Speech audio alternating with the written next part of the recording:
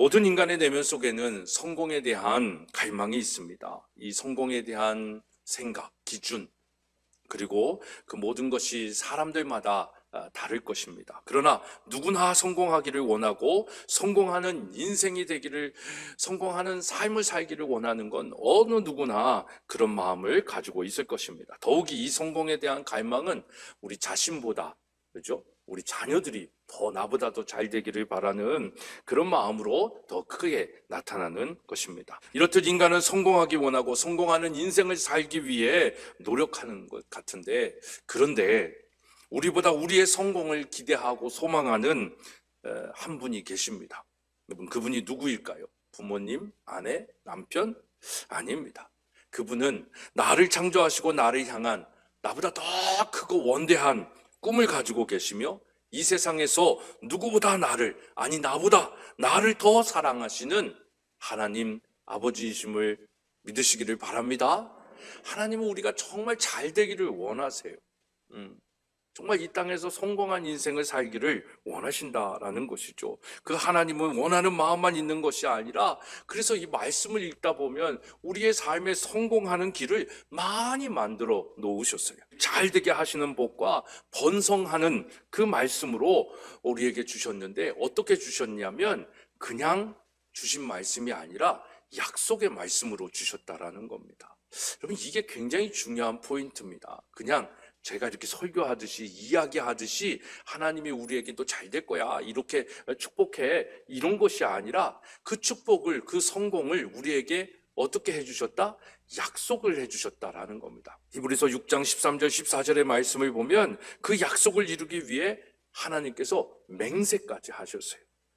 히브리서 6장 13절 14절에 하나님이 아브라함에게 약속하실 때에 가리켜 맹세할 자가 자기보다 더 큰 이가 없으므로 자기 자신을 가리켜, 그러니까 하나님을 두고 맹세하신 거예요.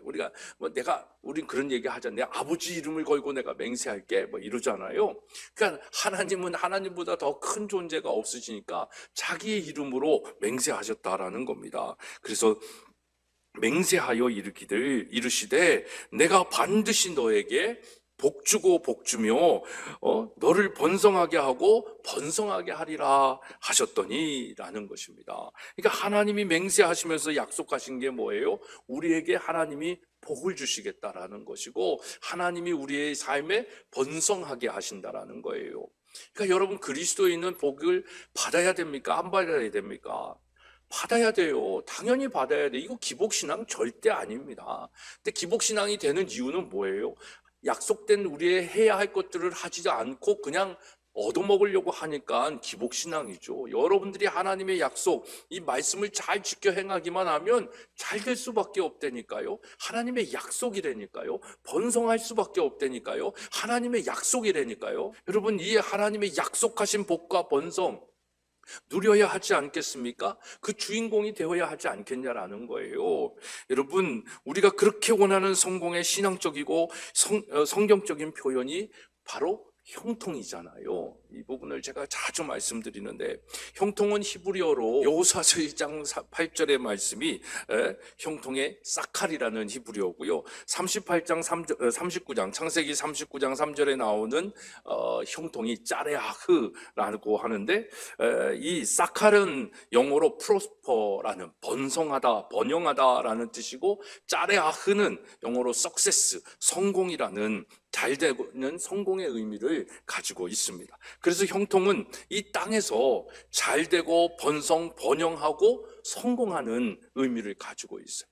그러니까 이 형통의, 하나님께서 우리의 삶 속에 형통의 축복을 주셨다라는 건 얼마나 기가 막힌 은혜인지 몰라요. 그래서 여러분, 하는 일마다 잘 되는 이 형통의 은혜를 누리기를 소망하고 축복합니다. 하지만 우리 그리스도인은요, 기억해야 할 것이 뭐냐면, 우리는 성공을 목적으로 사는 사람들은 아니에요. 나 성공할 거야 라는 목표, 그러니까 이 세상적인 성공의 의미하고 하나님께서 말씀하시는 성공, 번영, 이 형통의 의미는 굉장히 질이 다른 거죠. 차원이 다른 것입니다. 그래서 이 세상 사람들은 성공을 목적으로 하니까 수단 방법을 가리지 않죠. 거짓과 사기와 술수를 쓰면서 자기의 성공을 위하여 달려나가지 않습니까? 그렇지만 하나님의 이 성공은 뭐예요? 하나님의 말씀을 지켜 행했더니 하나님께서 일하셔서 우리를 승리하게 하시는 거예요. 형통하게 하시는 거예요. 그러니까 우리 그리스도인들은 여호와를 경외하며 말씀을 지켜 순종하며 살았더니 하나님께서 형통하게 하시고 성공하게 하신 거예요.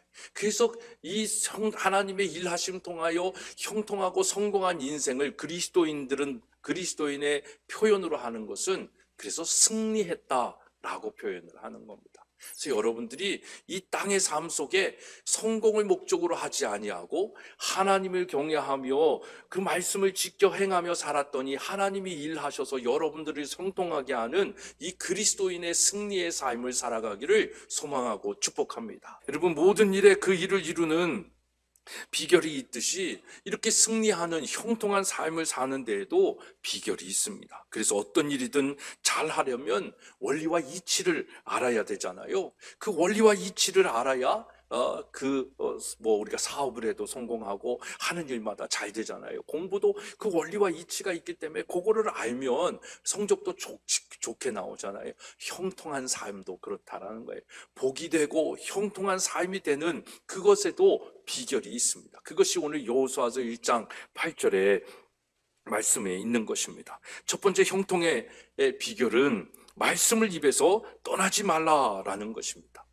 여러분, 말씀이 입에서 떠나지 말게 하라는 건 뭐예요? 말씀과 더불어 살고 말씀이 삶의 기준이 되게 살라라는 것을 얘기합니다. 이 말은 성경을 열심히 읽고 우리의 입술의 말이 성경의 언어가 되게 하라라는 것이죠.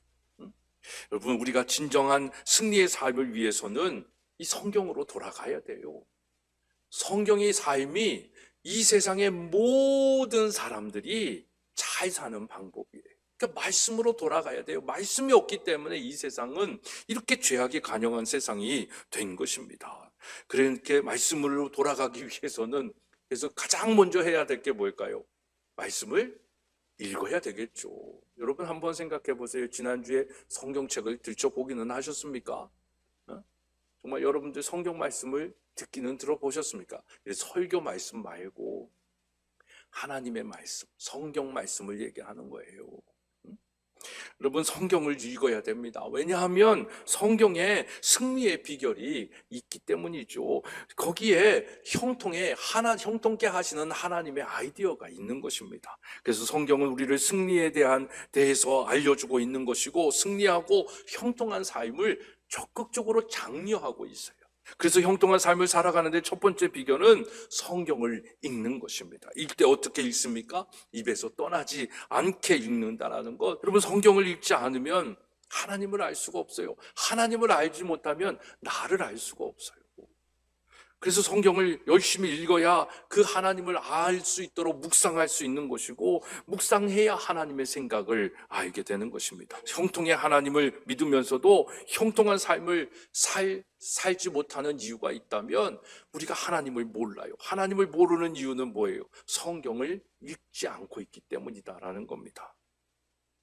이렇게 성경을 읽지 않은 우리가 어떤 존재가 되냐면 껍데기 종교인이 되는 거예요. 교인이 되는 거예요. 겉모습만 교인이 되는 겁니다. 예수를 믿기는 믿는데 구원을 얻지 못하는 신앙이 되어버리는 거예요. 왜냐하면 하나님의 말씀대로 생각대로가 아니라 자기 멋대로의 신앙생활을 한다고 스스로 얘기하고 있기 때문이에요. 근데 하나님은 인정하지 않으시는 거예요. 하나님을 믿는 것이 아니라 나를 믿는 도구로 하나님을 이용하는 교만한 사람들이 되는 것입니다. 이것이 내 삶의 주인이 나라고 생각하는 교만한 믿음을 얘기하는 것입니다. 여러분, 왜 우리가 성경을 읽지 않고 이렇게 교만한 생각을 가지고 살아가겠습니까? 그거는 하나님의 말씀보다 세상의 방법을 너무 더 많이 의지하고 있기 때문에 그래요. 하나님의 말씀으로 사는 것보다 세상의 방법과 기준으로 사는 것이 더 익숙해져 있기 때문이에요. 지금 우리가 사는 이 세상은 하나님의 관점으로 보면 굉장히 불편해야 되는 거예요. 막 가슴이 아파야 되는 거예요. 답답해야 되는 거예요. 그러니까 여러분들이 하나님의 마음으로 보면 이 세상이 정말 가슴을 쳐야 될 일들이 너무 많은 거예요. 근데 우리는 가슴을 치고 아파하기보다는 어떻게 하든지 거기에 부응하고 반응하고 적응해서 그 세상에서의 성공을 갈구하고 있기 때문이다라는 거예요. 이게 교만이에요. 다른 게 교만이 아닙니다. 이 땅을 내가 그렇게 살 수 있다라고 생각하는 것 자체가 교만이죠. 하나님 없이 내가 살 수 있다라는 것 자체가 교만이죠. 그래서 교회 와서 주일날 예배는 드리지만 삶의 현장 속에서는 전혀 하나님과 상관없는 삶을 살아가는 거죠. 그래서 성경을 읽지 않는 자가 교만한 자입니다. 여러분은 성경을 읽는 자입니까? 아니면 교만한 자입니까? 여러분, 이런 교만에 빠지지 않기 위해 우리는 성경을 읽어야 됩니다. 습관적으로 읽어야 되고 매일 읽어야 한다라는 것입니다. 요즘 현대 그리스도인들의 오류가 뭐냐면 신앙서를 많이 읽습니다. 자기 개발서도 많이 읽습니다. 저도 그래요. 저도 이 성경을 읽는 것보다 성경에 관한 책들, 신앙인들의 관한 책들, 또 어떻게 그렇게 살았던 사람들의 책들을 많이 읽어요. 그러니까 어떨 때는 그런 책들을 다 갖다 버리고 싶은 거예요. 그냥 성경 한 권으로도 가능하면 좋겠는데 이런 책들을 읽느라고 성경을 읽지 못하는 그 허전함을 느낄 때가 있거든요. 다 버리고 싶은데 버릴 수는 없으니까 어떡하겠어요. 그러면서 제가 그 허전함을 채우기 위해서 했던 게 3년 전부터 성경 통독을 하기 시작한 거죠. 그게 너무 좋은 거예요. 그래서 제가 여러분들하고도 함께하고 또 우리 부모들하고 학부모들하고도 함께 했죠. 그래서 1독하기도 하고 2독을 하기도 하고 우리 작년에도 1독을 하기도 했는데 올해는 상반기에 1독, 하반기에 1독, 그래서 2독을 목표로 하는 겁니다. 여러분, 이게 그냥 일상이 되어지면 되는 거예요. 어떻게 성경을 1시간 동안 읽을 수 있다니까요. 여러분, 하루에 1시간도 하나님 앞에 드릴 수 없다면 그게 하나님을 의지하고 믿는 자의 삶일까요? 아니잖아요. 그것도 결단하는 거예요. 내가 이 시간에 성경을 반드시 읽겠노라. 한번 해보세요. 여러분들의 삶의 패턴이 달라져요. 라이프 스타일이 굉장히 건강해지는 거예요. 그러니까 그런 부분들을 여러분들이 경험을 했으면 좋겠습니다. 이렇게 지속적이고 체계적으로 성경을 읽을 때 비로소 내가 누구인지를 알게 되는 거예요. 내가 누구인지를 알면 무엇을 위해 어떻게 살아야 할지를 깨닫게 되어지는 거예요. 그래서 성경을 읽을 때 내가 죄인임을 깨닫게 되잖아요. 그 죄인이니까 나를 구원할 자를 찾게 되잖아요. 그러니까 예수 그리스도가 내 삶에 필요하다라는 것을 알게 되는 거예요. 그래서 예수 그리스도를 찾고 구하죠. 찾고 구하는 우리를 문 밖에서 기다리시는 예수 그리스도가 안아주시는 거예요. 우리가 문만 열면 그 예수 그리스도가 우리 집에 들어오셔서 나와 더불어 먹고 마시고 함께 하시는 거예요. 그러면 인생 끝이에요. 정말 형통한 삶의 시작이 된다 이 말입니다. 여러분, 성경 읽을 때 그래서 구원의 문제가 해결되고 영혼이 잘 되며 병든 몸이 치유되는 역사가 일어납니다. 그리고 정말 그 성경을 통하여 죄를 깨닫고 회개하고 우리의 본질이 회복되어지고 여호와께로 돌아가는 은혜가 있을 줄로 믿습니다. 그래서 우리는 성경을 정말로 열심히 읽고 입에서 떠나지 않게 하는 그 습관적인 삶을 살아야 우리의 삶이 복이 되고 형통한 삶이 되는 것입니다. 둘째로 복이 되고 형통한 삶의 비결은 그 말씀을 주야로 무엇하는 거예요? 묵상하는 것입니다. 묵상은 깊이 생각하는 것을 얘기하죠. 영어로는 메디테이션이다라고 얘기하는데 이 어원은 라틴어에 있습니다. 메디켈루스라고 얘기하는데 약국에서 파는 약 메디신도 이 메디켈루스라는 어원을 쓰고 있는 거예요. 그러니까 약을 먹어서 치유되고 회복되었듯이 하나님의 말씀을 묵상되어지면 여러분들의 삶의 치유와 회복이 일어나는 것입니다. 그 어원적 의미를 가지고 생각해 보면 그래서 말씀을 묵상하는 것은 약이 몸 안에 들어와서 온몸에 약효를 내듯이 하나님의 말씀이 내 삶의 내면과 외면 속에 들어와서 영향을 미치기 시작하는 거예요. 그 영향을 미친다라는 표현을 제가 요즘 잘 말하는 표현이죠. 하나님이 일하시는 거예요. 하나님이 일하심을 통하여 그 역사가 일어나는 거예요. 그 영향력이 나타나는 거예요. 무엇할 때 하나님의 말씀을 읽어 입에서 떠나지 않게 하고 그 떠나지 않은 말씀을 계속 곱씹어 먹고 소처럼 되새김질을 하듯이 그것을 묵상하고 그것을 씹어 먹고 했더니 그것이 내 삶에 힘이 되고 능력이 되고 영향력으로 나타나는 것이죠. 하나님의 역사인 것입니다. 여러분, 말씀 통독과 묵상을 통해 우리의 육체가 치유되고 회복되어지는 은혜가 있을 줄 믿습니다. 라디오를 들으려면 주파수를 맞춰야 되잖아요. 그래, 우리의 삶 속에 형통과 이 복이 되는 삶을 살기 위해서는 하나님의 주파수에 맞춰야 되는 거예요. 하나님의 생각이 무엇인지를 알아야 되는 거예요. 내 생각이 중요하지 않아요. 내 생각대로 하나님 역사해 주세요. 해주고 싶어도 못할 일들이 너무 많잖아요.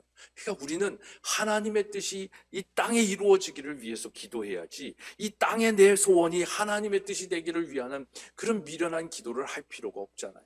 그러니까 하나님의 뜻이 이 땅에 이루어지기 위해서 하나님의 생각이 무엇인지를 찾고 구하는 것, 이게 묵상인 것이에요. 그래서 그 하나님의 생각을 알기 시작하면 내 삶 속에, 우리의 삶 속에 화학작용이 일어나는 거예요. 변화가 일어나는 거예요. 회개가 일어나는 거예요. 깨달음이 오는 거예요. 도전하게 되는 거예요. 비전이 보여지는 거예요. 무엇을 위해서, 하나님의 영광을 위하여, 이 땅의 다른 사람들을 사랑하기 위하여 내가 해야 할 일이 무엇인지를 아는 거예요. 그걸 알면 공부하지 말라 그래도 공부하죠.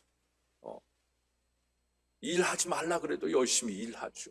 자고 싶어도 잘 수 없는 현실이 되는 거죠. 연구하지 말라 그래도 연구할 수밖에 없는 거예요. 그게 우리의 믿음인 것입니다.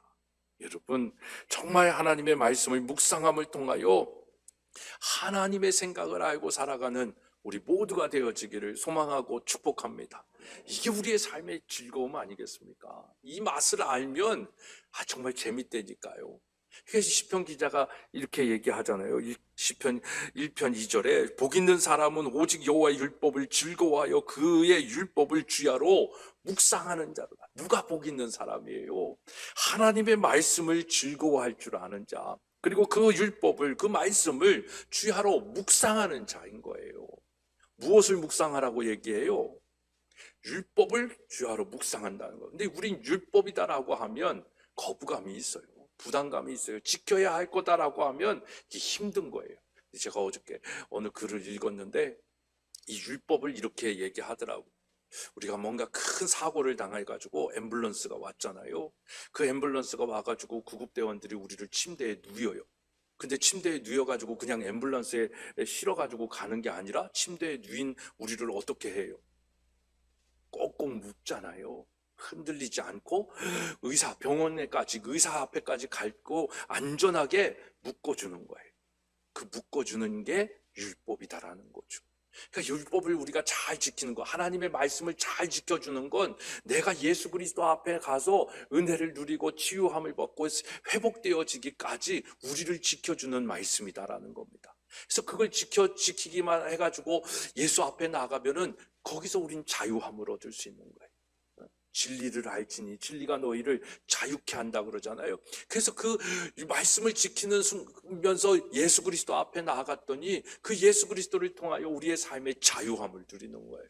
이 맛을 아는 시편 기자가 복 있는 사람은 여호와의 율법을 즐거워하며 그 율법을 주야로 묵상하는 자다라고 얘기를 하는 겁니다. 복 있는 사람이 되십시오. 거기에 여러분의 참 행복이 있습니다. 말씀 묵상은 그래서요, 하나님의 마음과 생각을 알아서 성경적 세계관으로 우리의 생각과 삶을 재정립하게 해주는 거예요. 말씀을 읽고 묵상할 때에 예수님을 더 깊이 알게 돼서 예수님을 닮아가는 삶을 살아가는 은혜를 경험하게 되는 거예요. 여러분, 말씀 묵상을 통해 우리의 생각의 틀이 바뀌는 거예요. 내면의 혁명이 일어나는 것입니다. 정말 저도 막 이렇게 가지고 있는 경험치들도 있고 생각도 있잖아요. 근데 그런 것들을 변화시키는 건 다른 사람들의 말이 아니라 말씀이에요. 말씀에서 이것에 대한 깨달음이 오고 이것에 대한 진리를 더 알게 되어지면 그 속에서 모든 것들을 다 내려놓을 수 있는 거예요. 지금 움켜쥐고 있는 우리의 욕심들, 우리의 사상들, 우리의 개념들, 이런 것들이 자유해야 되는데 자유하지 못하는 건 하나님의 생각을 모르기 때문에, 사람의 생각을 통하여 우리가 교육을 받았고 이념을 배웠고 거기에 물들여져 있고 길들여져 가며 아무런 거부 반응이 없이 살아왔어요. 근데 그것이 하나님과 반대되어지는 거예요. 사단의 것이에요. 거기에 길들여져 가지고 하나님의 것을 받아들이는 게 너무 불편한 우리의 현실이 돼버렸어요. 그러니까 묵상해야 돼요. 그래서 그 말씀을 곱씹어 먹고 나름대로 이렇게 연구하고 묵상하다 보면 하나님이 깨달음을 주시는 거죠. 그 은혜가 얼마나 큰지 몰라요. 그걸 통해서 선악을 분별하게 되는 거예요. 그걸 통해서 하나님의 선하시고 기뻐하시고 온전하신 뜻이 무엇인지 분별하게 되는 거예요. 우리 그리스도인은요, 이 분별의 지혜로 살아야 되는 거예요. 그래야 세상과 다른 삶을 사는 거죠. 그렇게 세상과 다른 삶을 살 때 빛이 되어지고 소금이 되어지고 향기가 되어지는 것입니다. 하나님의 말씀을 기준으로 살 때에 세상 사람들은 욕할 수도 없거니와 욕해도 그건 욕이 아니죠. 여러분, 말씀 묵상을 통해 약속을 붙잡고 기도하는 지혜를 배우게 되는 것이고, 말씀 묵상을 통해 하나님과 동행함을 경험하게 되는 것입니다. 이 말씀 묵상을 통해서 살아갈 때 좌로나 우로나 치우치지 아니하고 오직 예수 그리스도를 바라보며 살아갈 수 있는 것입니다. 이렇듯 말씀 묵상은 우리 삶에 무한한 능력과 축복이 되죠. 승리의 비결이 되는 것이요, 형통의 방법이 되어지는 것입니다. 여러분, 말씀 묵상은 그래서 내 삶의 진정한 내면의 변화와 내가 누구인지, 어디서 와서 무엇을 위해 어떻게 살아야 할지에 대한 답을 얻게 해주는 거예요. 모든 철학자들은 이걸 고민하는 거죠. 내가 누구인지, 어디로 와서 어디로 가는지. 그 답이 어디에 있어요? 성경에 있다라는 거예요. 하나님의 말씀을 묵상하면 거기에 대한 답을 명쾌하게 주신다라는 거예요. 그럼 방황하지 않죠. 갈등할 이유도 없죠.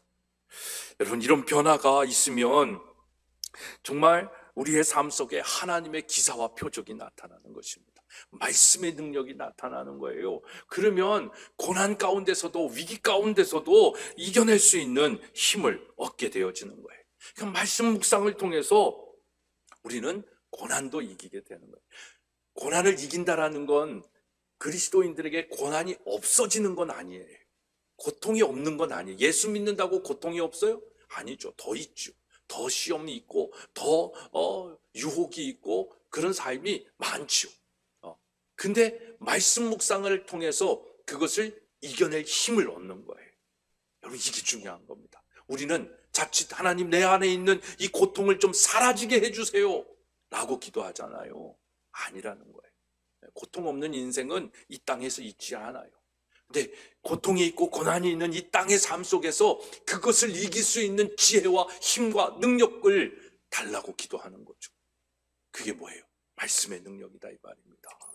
말씀이 그걸 이기게 해주고 승리하게 하는 겁니다. 그래서 말씀 묵상을 성실하게 한 사람들은요, 고난 중에서도 춤을 출 수 있는 거예요. 고난을 오히려 자기를 성숙해 하는 도구로 삼을 수 있는 것입니다. 그래서 문제를 축복의 기회로 만들고 문제 속에서도 또 다른 기회를 엿보면서 비전을 찾아가는 것입니다. 문제마저도 그래서 오히려 자기의 친구로 삼고 문제 때문에 더 잘 되는 전화위복의 축복을 누리게 되는 것이죠.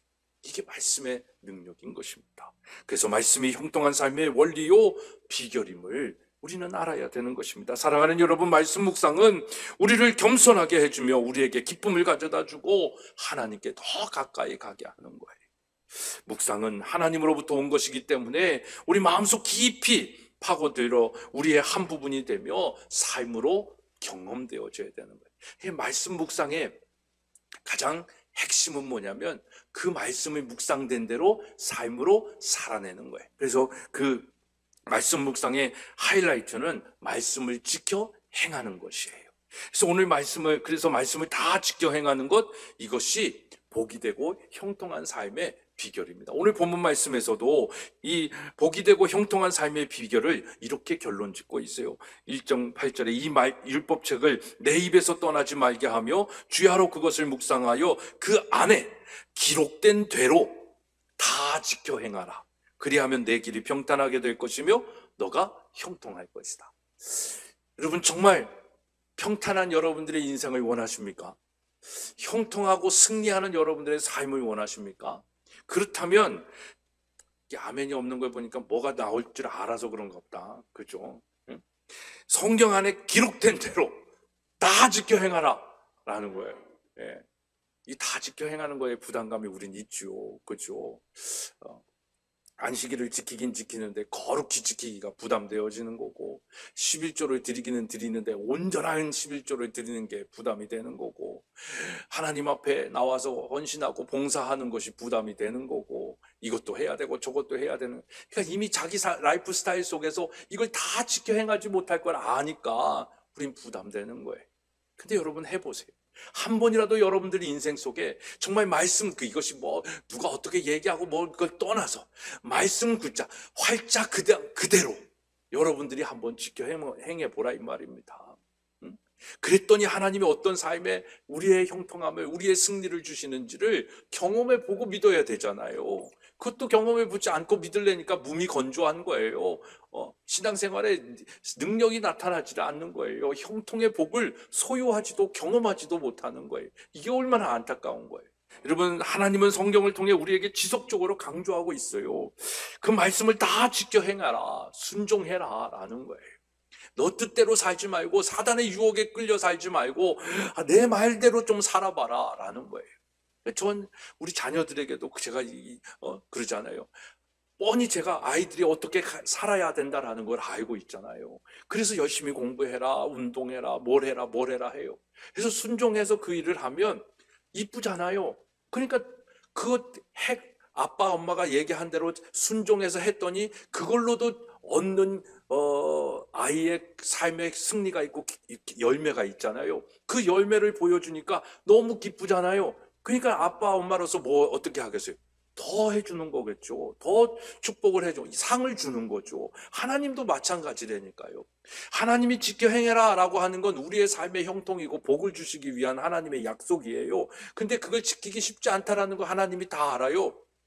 그래서 기도하게 하시고 예배하게 하시고 돕는 자를 붙여주시고 천사가 동행하게 하시잖아요. 그래서 어떻게든 그걸 해냈어. 그럼 하나님이 너무 이쁜 거예요. 이게 참 이 세상 따라갈 수도 있고 유행을 따라갈 수도 있고 편안함을 추구할 수도 있고 그런 이 세상의 것들을 얘기할 수도 있을 터인데 그걸 하지 않고 먼저 그의 나라와 그의 의를 구한 삶을 산 거예요. 이쁘잖아요. 그 결과도 좋을 터인데 그러니까 하나님이 더 잘 되게 해주시는 거예요. 여러분, 이게 우리가 그리스도인으로 이 땅에 살면서 누려야 할 복 아닐까요? 저는 정말 이 악한 세대 속에 정말 경제적으로도 이제 너무 힘든 세상 속에 사회적으로도 국제적으로도 너무 희망이 없는 세상, 근데 그 희망이 없는 세대 속에서도 여전히 사람들은 그냥 좀비같이 살고 있는 거거든요. 그때 우리 그리스도인들은 어떻게 해야 되냐? 한번 말씀대로 살아보자라는 거예요. 말씀을 그대로 지켜 행해보자라는 거예요. 그래서 하나님이 나에게 복을 주시는지 안 주시는지 경험해보자라는 거예요. 내가 하는 일마다 잘 되게 하시는지 안 되게 하시는지 해보자라는 거예요. 고난이 있고 막힘이 있을 때 하나님의 말씀대로 했더니 그 길을 열어주시는지, 홍해를 갈라주시고 여리고성을 무너뜨리듯 내 삶의 형통을 주시는지 안 주시는지를 경험해보자 이 말입니다. 2023년이 여러분들에게 그런 원년이 되어지기를 소망하고 축복합니다. 행함 있는 믿음을 강조하면서 야고보서 2장 17절에 행함이 없는 믿음은 그 자체가 죽은 것이다 라고 얘기하는 거예요. 여러분들이 지금 교회 생활을 수십 년을 하고 직분을 가지고 있어도 이 말씀대로 지켜 행함이 없는 믿음은 죽은 믿음.